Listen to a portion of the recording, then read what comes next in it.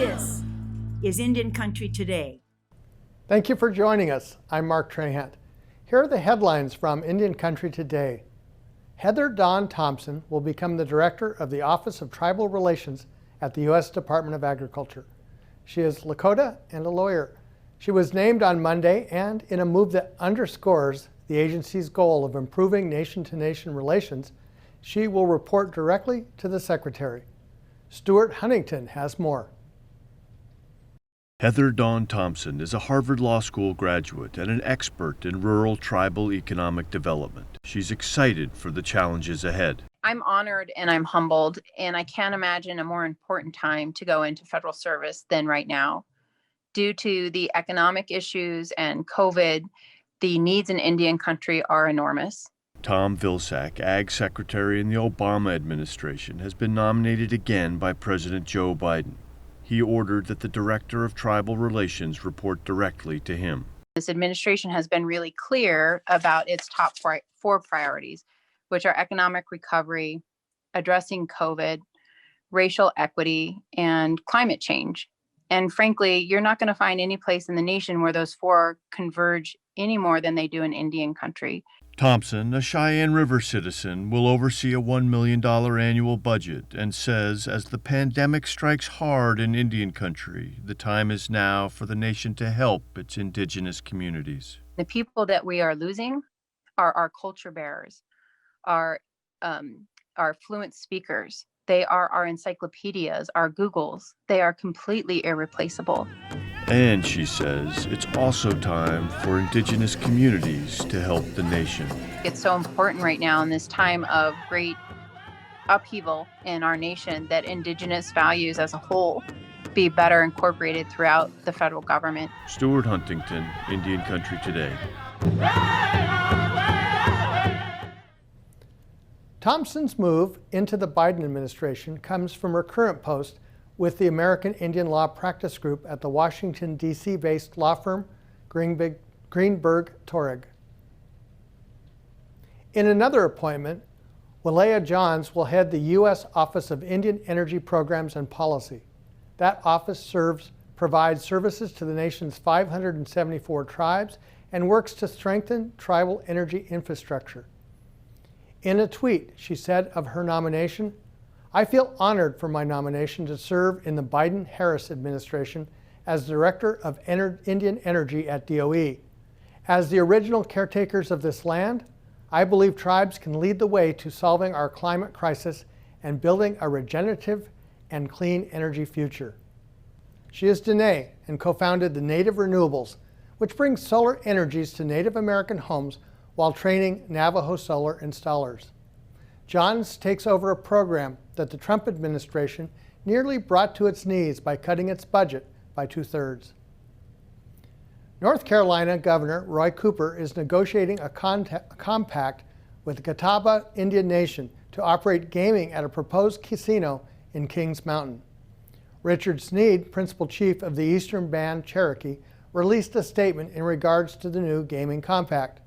In that statement, he said the tribes say the project was started by an illegal act at the Department of Interior. Sneed released a statement which read in part, "It's disappointing to hear that the governor felt compelled to sign an agreement that furthers this scheme and threatens the integrity of tribal gaming everywhere." In December of 2020, a U.S. District Court granted a request for expedited oral arguments, which are now expected to be held soon. Currently, the case is pending in federal court. The Catawba Indian Nation's response is still forthcoming. Today, January 26, is Australia Day. However, the indigenous people call it Invasion Day. And for the first time, the National Indigenous Television and SBS went live across the country to broadcast the sunrise ceremony. The 2-hour-long special started at sunrise with the theme, "Always Was, Always Will Be." It featured cultural demonstrations and showed the indigenous perspective of the history of the country. The broadcast is a unique way to bring all Australians together to reflect on that history and healing for all. The effort is to also look at the potential for the future. And those are the headlines from Indian Country Today. I'm Mark Trahant. We'll be right back.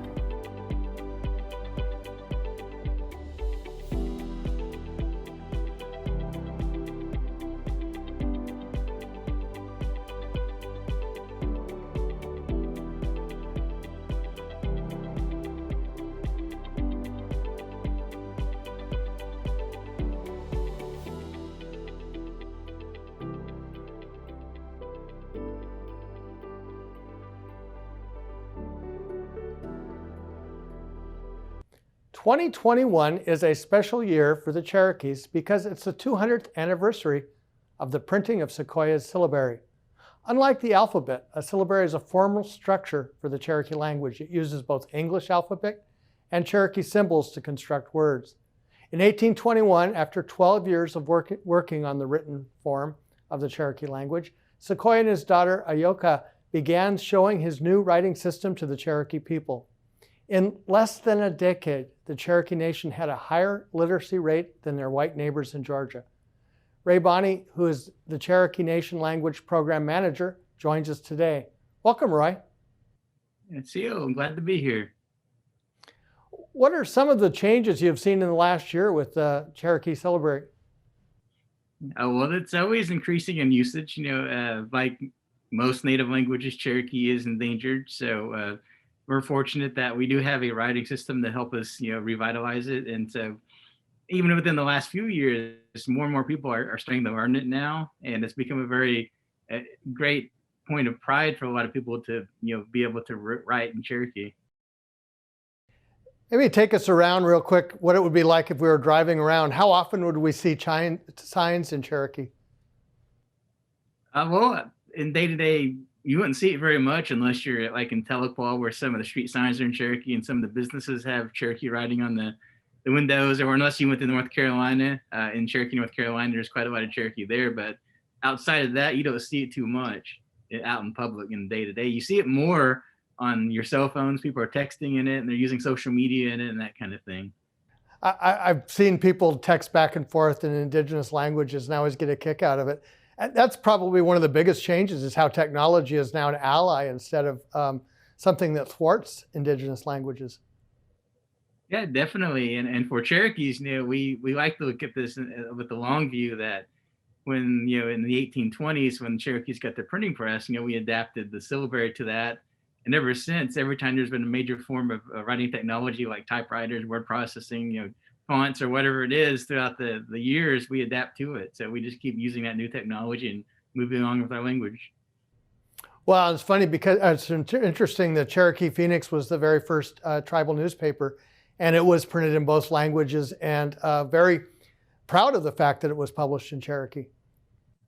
Yes, it made a huge impact, and that's one reason why we had such high literacy, because the paper was published in Cherokee and in English, and it reached a wide audience. And the way that Sequoyah developed the system, it made for a really quick way for our people that are fluent in the language can learn it pretty quickly. Do we have any data on how families are using Cherokee language in terms of young people learning it as they grow up, and basically how it's coming back in that sense?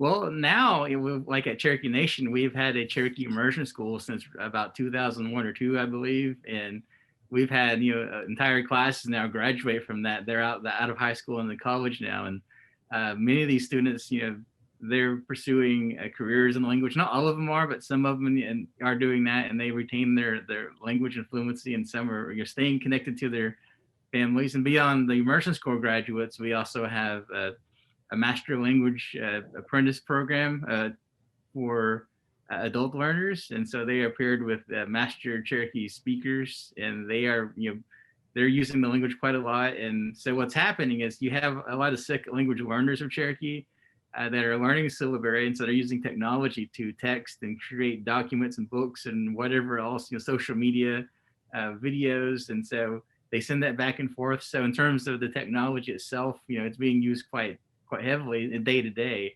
And many of our elders, it took them a while to get used to the technology stuff just in general. But when they see a device like an Android or an iPhone with their language on it, that they take to it much easier than they would otherwise, because otherwise they might not even use it. But that gives them an ability to connect to their children and grandchildren. That's exciting. I was thinking you mentioned print. One of the things you did in print was to create a comic book or a graphic novel. Maybe tell us about that. Yeah, Indian Country Today asked me to create a short a comic book about the Sequoyah and the syllabary, and it details how Sequoyah invented the syllabary and how it went from like a cursive script style of handwriting to the printing press and beyond. So the comic it's narrated by Sequoyah, as through history, talking about how his invention evolved and it ended up in the modern era with computers and texting and that kind of thing. How is the language used in the everyday aspect of say, government? Is it starting to be playing a bigger role there too? Yes, at Cherokee Nation, many of our government documents are translated in Cherokee. The Cherokee Phoenix newspaper is still published, so there's some articles there in Cherokee. Any type of public announcements are usually in Cherokee. And a good example recently is, of course, with COVID. Most of I think all of our announcements from the tribe related to COVID, from vaccines to emergency, help and other things, those have all been translated in the Cherokee language. We had a show on earlier this week about how Boney memes were passing around the internet. I'm curious if there are any Boney memes in Cherokee. Yeah, I've seen a few. Yeah, it's funny that people have called him a doo-doo, which means grandfather. Yeah. That's very good. One of the ideas with bringing back languages is that you can start to teach concept that wouldn't translate very well into English. Do you see that as well too? Yes, we have a group of Cherokee speakers that's their first language. They're elders, and they meet. Well, they did meet quarterly without the pandemic, but they comprised of members from the Cherokee Nation, the United Kootenai Band of Cherokee Indians, and the Eastern Band of Cherokee Indians. And what they do is, if any of us need a new word or terminology, they get together and they discuss it, and they come up with the new words and they write it down, they vote on it, and whatever they decide is kind of what we try to filter out through our schools and to the public. What are some of the examples of new words? One of my favorite ones is email, which is lightning paper. The idea that it's so fast, it's like lightning. So it's Sequoyah, which is talking about just how fast it transmits. Oh, that's wonderful. I know the other idea that, do you think people are starting, and young people in schools are starting to learn concepts in Cherokee first rather than just as a translation? Well, in the immersion school, that is happening. They're learning some of these concepts as Cherokee first, but in the general public schools, that's not happening yet. It's still primarily English-based, but several schools in the 14 county jurisdictional area, the reservation of Cherokee Nation here, do have Cherokee programs, and so we provide them content, but so far they haven't started the Cherokee first component yet. So we're striving to get there, and that's like with our Cherokee Language Master Apprentice program. We're training young adults to go teach, and so we can maybe get that going in the public schools in a wider way. I'm curious, in the pandemic era, we basically all live on Zoom. How has Zoom and other communication technologies played into the language revival? We've adapted quite well to it. Like at Cherokee Nation, and for our staff, most of our language staff they are elderly, so they've been home for the last almost year now. So we got them their devices so they can connect to everyone virtually. It was a learning curve, but once we got past that, it's gone pretty well. We have meetings quite a lot through this kind of platform. The Master Language Apprentice program does that quite a lot with their students. The immersion school, we developed a virtual classroom platform that's in Cherokee language. So the settings and stuff are in the syllabary, and the students will be able to interact with each other in that way with the teachers as well. And just in general, the community, there are a lot of community groups that are meeting, and they are able to hold some local classes and things that way virtually. How does it work with the various Cherokee bands in terms of being able to stay on the same page with the Cherokee language? Well, the Cherokee Nation and the United Kootenai Band of Cherokee Indians, we have the same language because we're basically the same family groups, just a different political structures, different governments. But the Eastern Band of Cherokee Indians has a different dialect. It's not so different that they can't understand each other. Our speakers still can meet and understand. But they, like I mentioned, that they get together and make these new words. They'll write down the Eastern version and the Western version. And so that's how they work with that. So do folks have to know both, or they're just close enough where particularly young people learning can adapt as they go? They're close enough where you can understand, but what we usually do is, like here in Oklahoma, we teach primarily our dialect, and in the East they teach theirs. This last week during the inauguration, I was struck by J-Lo singing in Spanish, mentioning something in Spanish as part of her song. And I'm wondering if we see the day coming when Cherokee language and other indigenous languages will be part of that national conversation. Yeah, that would be amazing to see. I know we have the Cherokee Nation Tribal Youth Choir that sings Cherokee. They have been invited to many national events like that. I don't know if they've been to the inauguration or not, but I know they've been in DC for various events and things and other things across the country. And so they're getting there. And I would love to see, some sort of national representation like that of a native language. If it's Cherokee or whatever else, it'd be great to see our people represented that way. What's your hope for the future for the language at home and beyond? Well, we are pretty heavily engaged in language revitalization programs at the tribe. Our current administration has really invested heavily. So we're getting lots of new resources and staff, and we're focusing that towards several fronts, from creating new speakers, which we haven't done as a community in a long time, to making sure our current first language speakers, we have good healthcare systems and things for them and other resources to keep them around as long as we can. So our goal is to, really get people speaking the language every day in as many places as we can, whether that's out, well, most of it's in the classroom, but our goal is to get it in everyday usage. Just if you're out about in town, maybe you can see someone have a little short conversation in Cherokee. So we have a ways to go, but we're pretty, optimistic about where things are going for us. Well, it's interesting when you go around the world, so many places that really have lost their languages, you're starting to see this revival, and it's starting to show up in commerce and science. I was thinking about Scotland, where you didn't hear Gaelic ever, and now it's pretty common. That really is the promise for Indian country too, to be able to get to that. Yeah, I think it'll be great to see the day when I remember as a kid, I'm in my early 40s now, but I used to go to town with my father, and we would go to the grocery store and there were people speaking Cherokee. That doesn't happen so much anymore. So I'm looking forward to the day when that happens again. Just going about seeing basic commerce happening in the language. That's when people are picking up on it. Excellent. We'll have more information on our website, IndianCountryToday.com. Thank you, Roy, for joining us today. Yeah, thank you. We'll be right back.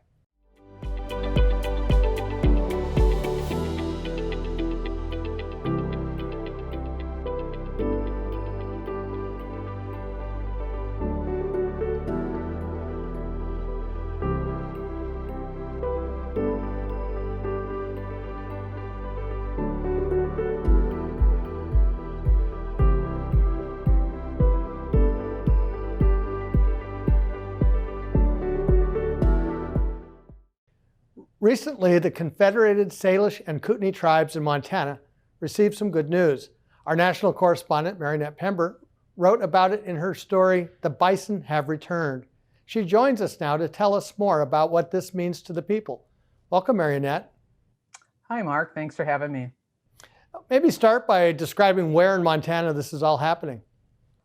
Well, it's on the Flathead Reservation, which is where the Salish, Confederated Salish and Kootenai tribes are headquartered, and it's fairly close to Glacier National Park. So we're kind of talking, northwest Montana. It's interesting. In 1908, the government took the lands and created the National Bison Range to protect the bison. What happened with that? Yeah, it's such a crazy story. Actually, Teddy Roosevelt, who was president at the time, and I think this was sort of a period where there was a kind of a nostalgia for the vanishing American. And I think that was sort of a meme that was going on in the country. And of course, by that time, so many of the bison had been killed off, just slaughtered in mass for their their hides, and there's, as you probably know, there are photos of like these giant piles of buffalo skulls that they would burn and grind up for fertilizer. So they basically had hunted the creatures almost to extinction. So he decided that, you know, there should be some sort of a place and a method to conserve, you know, the bison and to prevent their extinction. Coincidentally, you know, far earlier than that, like in the 1860s, members of, there's like 3 tribes of the Confederated Salish and Kootenai tribes. One of the tribal members of the Ponderay tribe, Statitsa, I may be mispronouncing that, Atatitsa, he like began noticing, wow, these guys are really killing our buffalo. We should, you know, maybe we should think about doing something about it. We should start conserving them. And he did try to do that as early as 1860s. And subsequently, his son did accumulate a small herd like later. So it isn't as though others weren't really noticing that the bison were going away. Well, it's interesting because the Confederated Salish and Kootenai tribes also have a very extensive management of natural resources, including other wildlife. So it's not like their first foray into this enterprise. Yes, they have. They were actually, they have been nationally recognized for their conservation efforts and wildlife management efforts. I think they're the first tribally designated wilderness area they manage there. It's called the Mission Mountains Tribal Wilderness, and they care for a number of unique animal populations: trumpeter swans, bighorn sheep, grizzly bear, and probably also some fish and other species. You know, the other thing that strikes me about this story and is when you drive across Montana, you still see a lot of the divisions where you'll see signs on the High Line US 2 saying no bison range. And yet this is a matter of consensus, and this happened very deliberately and over time, and it's really remarkable in that sense. Yes, I mean, you know, and the Confederated Salish and Kootenai tribes have been negotiating for quite some time with the federal government and with Fish and Wildlife, which is under the Department of Interior. They did at one time have a management agreement, and I think for a whole lot of reasons it kind of fell apart in the early aughts. So they have been, you know, trying to work together for a really long time, and I think it has been a sore point, you know, for folks if they're, you know, it's this place, the Bison Range, it's 18,000 acres. It's smack dab in the middle of the Flathead Reservation. So, you know, people saw it like every day probably. And I think that, you know, my sense is that it was a sore point for people, and they really felt, you know, that they had, you know, a lot of ownership. They have a very long, you know, relationship with the bison, who provided, you know, nutritional sustenance, but all kinds of, you know, spiritual and cultural sustenance as well. Well, you look across tribal nations and you often see, not often, but occasionally see national parks, national monuments, other federal lands right smack in the middle, as you mentioned. This kind of sets up a new process for stewardship.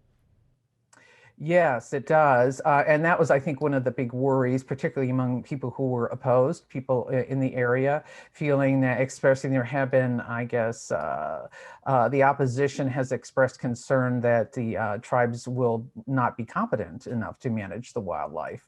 And I guess potentially that they would hunt them, or I don't know what their fears were. But actually, you know, I did speak to both the head of the Natural Resources Department for the tribes and also to their media spokesperson, and they're very clear that they're really going to continue on, you know, with the current management style that the Federal Fish and Wildlife Department have been managing the Bison Range under. For instance, they're not going to kill any bison. Rob McDonald, I think, said that the average visitor to the Bison Range, who may have been there in times past, won't really notice any difference in the management style. You think about the last 4 years and what we've been through, and this may actually be one of the most significant final signatures to come out of the Trump administration. You know, I don't know if this is casting too much shade, but one wonders, you know, this was a rider kind of inside of 2 other bills. It was an omnibus funding bill, and then there was like a Montana Water Rights Act, and then contained within that was this act about the restoring the Bison Range. So I think, I guess one could speculate that former President Donald Trump might have had a lot going on during that time because it was in late December. But at any rate, it got signed and it's a done deal. And the folks there are really happy. They said they're going to have some kind of celebration. Of course, COVID is preventing any kind of get-togethers now. But the head of the Tribal Resources Department says, oh, yes, this is like historically significant. We are going to recognize this and celebrate it. Very good. Very good. Once again, you can read her story called The Bison Have Returned. Thank you, Mary Annette, for joining us. Thanks for having me, Mark. And that's a slice of our Indigenous world today. Thank you for watching. We'll be back with another edition tomorrow. I'm Mark Trahan.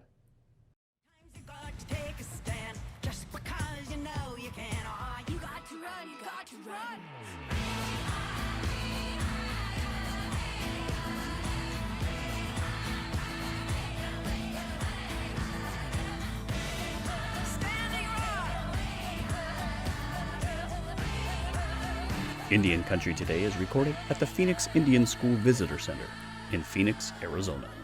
This is Indian Country Today.